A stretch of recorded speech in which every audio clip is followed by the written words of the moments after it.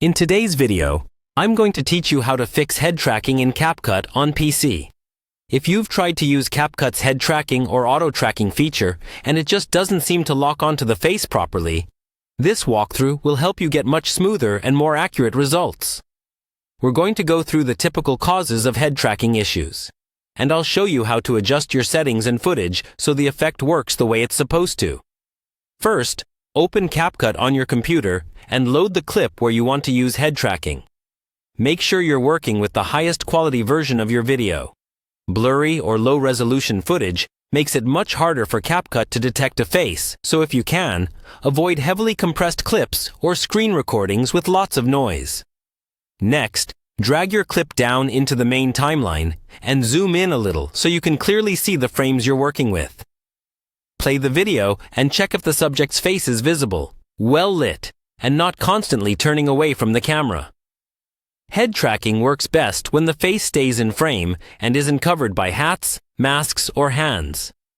Now, select the clip on the timeline so it's highlighted.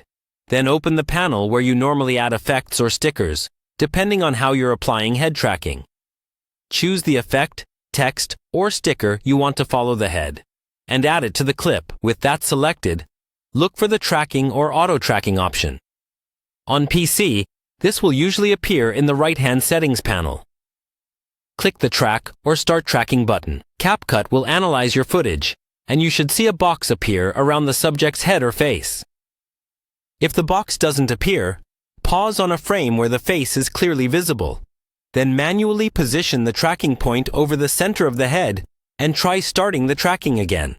If the tracking drifts or loses the face halfway through, stop the process.